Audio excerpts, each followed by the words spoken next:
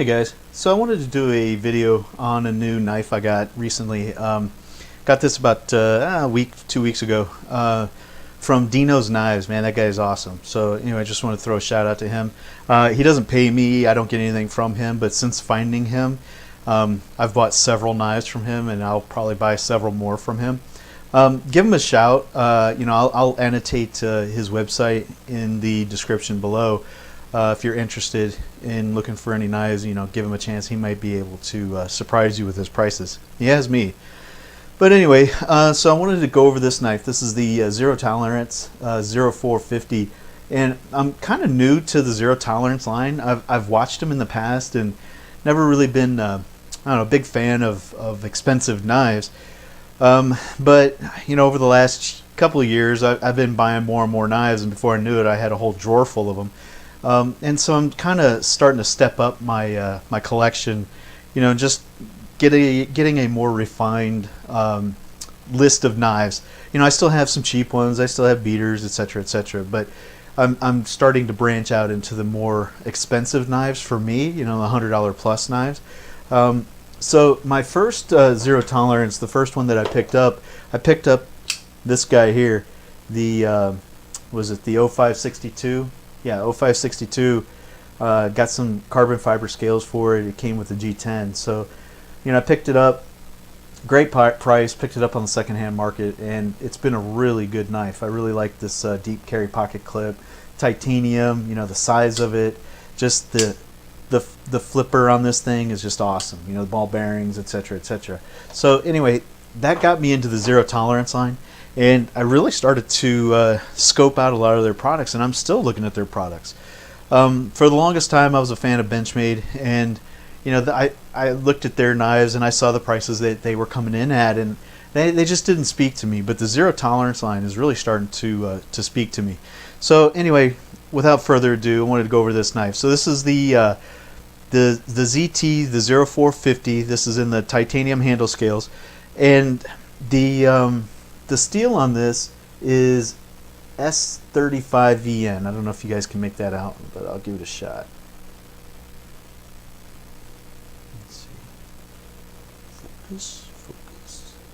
Okay. Anyway, so you can see that serial number on this guy is what is that? 8910.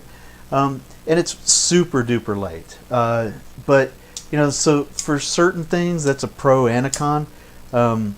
This is when I first got it, and I started flicking it, and I was like, wow, that's a really kind of a flimsy feeling knife. And the reason I say that is because it feels so light.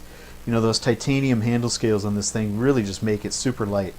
And another thing too, this lock bar, when you go to slide it over, it was sliding over really easily. Now, thankfully, it's got this lock bar catch, so it's it's not going to push out of alignment or anything. You're not going to go past the safety area on this lock bar, but it just felt kind of easy to unlock, and I didn't like that. But since then, I've flicked it a few thousand times, and I really am enjoying the hell out of this knife.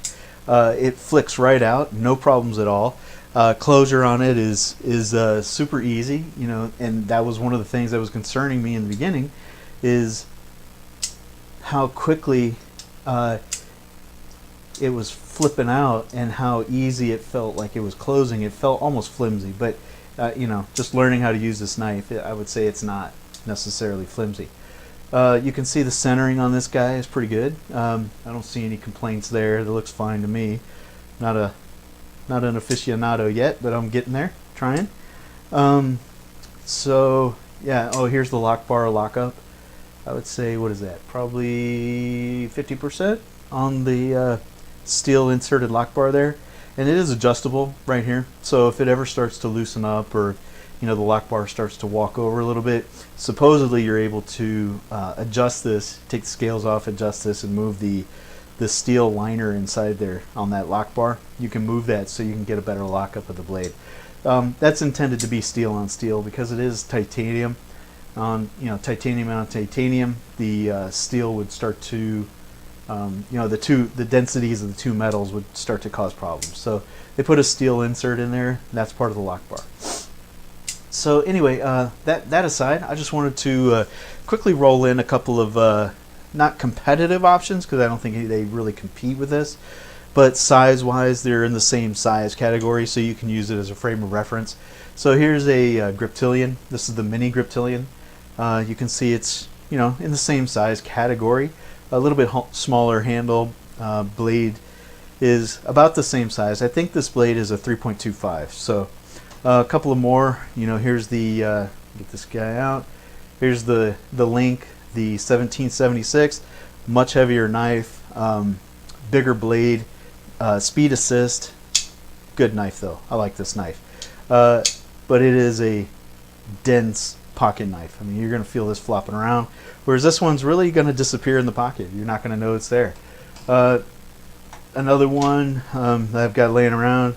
This is the Dividend, the I think 1863. Another flipper rather, speed assist flipper. A couple of more quickly. Here's a Spyderco. That's the native, about the same length, different steels, different price, but you know, it's another interesting option. And then the Emerson from Kershaw, the 6Q6 something something.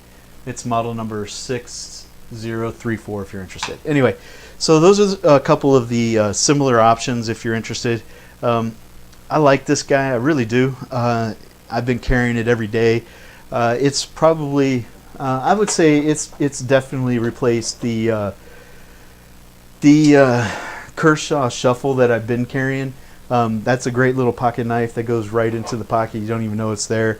I had another one that I was trying out for a while, and I just didn't like it. It was a little bit on the heavier side in comparison. I don't know why that is. I don't think they're that different in weight, but this one just felt a little, I don't know, felt a little chunkier in the pocket.